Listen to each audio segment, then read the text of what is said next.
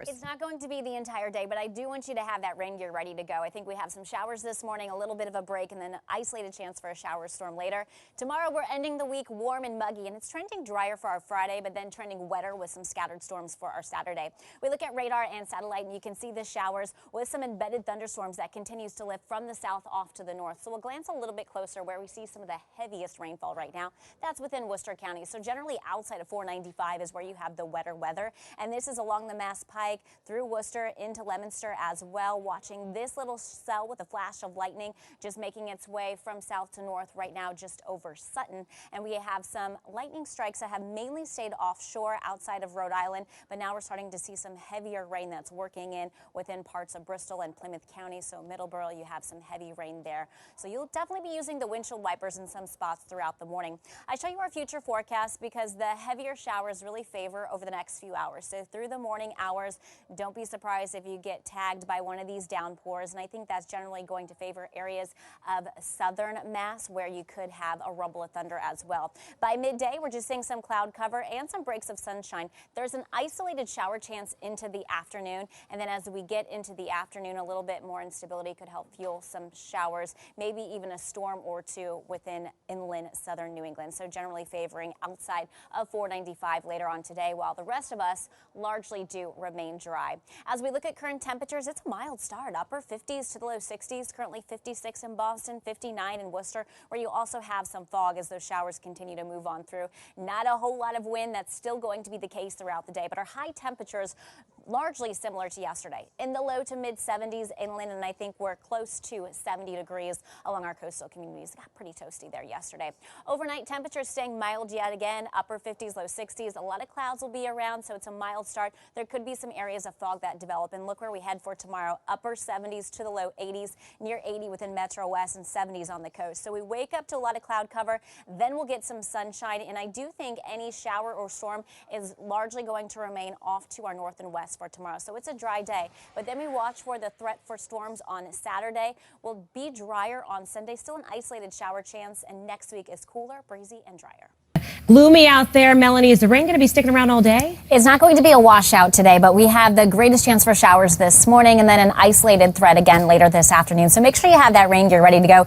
You'll likely be using the windshield wipers this morning. Radar and satellite shows some showers, some heavier pockets that continue to lift from south to northeast. Earlier, you might have woken up to a rumble of thunder, and now it has quieted down and haven't been seeing any flashes of lightning, but still some heavy rain within Metro West from Boston, points north toward Lexington, Billerica, down toward Newton as well. We travel farther south, Ashmont to Norwood, off to Braintree. You have some heavier showers there. And then as you look down across Rhode Island near Providence, this is near the back edge of some of that rain. So it's going to continue to lift through over the next couple of hours. There's some fog in the mix too. You've been seeing that with our city of Boston shot. Visibility down to 1.5 miles within Boston, and some thicker fog in Worcester. Temperatures are starting off mild, upper 50s, low 60s. We'll make it into the low to mid 70s yet again inland, upper 60s near 70 degrees on the coast.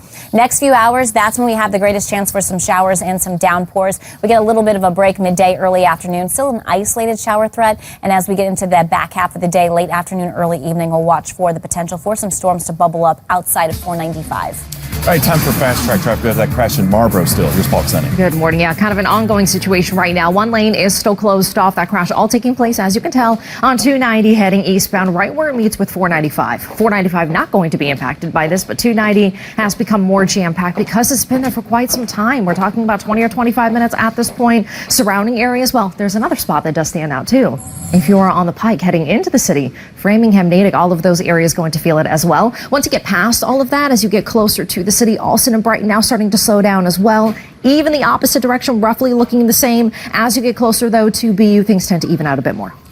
We're following some. Look at where we're seeing some of the heavier showers and where you're really going to be using those windshield wipers within Essex County, Ipswich to Georgetown. Some heavier showers right now across Jamaica Plain, but it's lighter rain within most of Metro West and Boston. Traveling farther to the south and west, Needham down to Dover, Westwood, Dedham, that's where you have some heavier showers. just now have some heavier showers that have been blossoming Kingston off to Duxbury. This is part of low pressure that is down to our south, continuing to promote the wet weather for us. It's not going to be a washout today, but expect that we'll have a few showers at least for the next couple of hours is our best chance. As we get into the afternoon, a lot of clouds, some breaks in the cloud cover, and that could help to fuel some isolated showers and storms. I think our best chance for storms pausing this late afternoon, early evening, generally outside of 495. Temperatures are going to be mild, already off to a mild start, low 60s within Metro West. It's 56 in Boston, 59 in Worcester. The thing you're also going to notice today, our dew points are coming up. We define mugginess as when our dew points are in the 60s, and we'll continue to climb into about the low 60s for today for our dew points. High temperatures today, we rebound back into the low to mid 70s for our inland spots,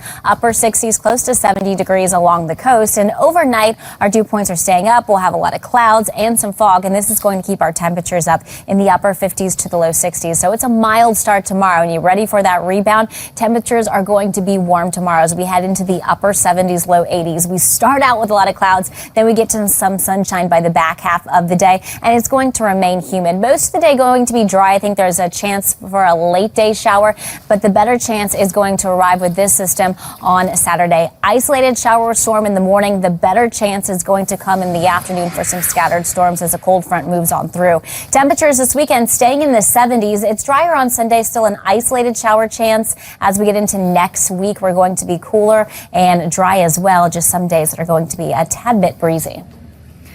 Time for fast track traffic. A crash in Kingston, Polikseni. Good morning. Yeah, here's the latest update right now. So if you are traveling in Kingston, we have a multiple car crash in the area, all taking place on Route 3. As you're traveling northbound, at one point, all lanes were closed off. That is no longer the case, thank goodness. So we're now going to start to see a little bit more movement out there, but keep in mind the right lane does remain closed. So that's definitely more manageable. I'd say maybe about 20 or 30 minutes at this point, because again, at one point, all of those lanes were closed. So be prepared for that extra delay. And I will say it's an ongoing situation in Marlboro. Not much has changed with this crash on 290 East. One lane does remain closed off there as well. About 20 or 25 minutes at this point. Surrounding areas, not too bad. If you're traveling, though, on the Pike, Framingham, and Natick does tend to be a little bit slow. Same situation, too, right now because the weather conditions, all of that heavy rain, causing people to slow down more. So you're definitely going to feel it on the expressway as well. Take a look at that drive time. About 40 to 45 minutes. A little bit slower on 93. About 25, though. If you're traveling on the Pike, give yourself extra time, too, on the commuter rail and the T. We have plenty of delays out there as well.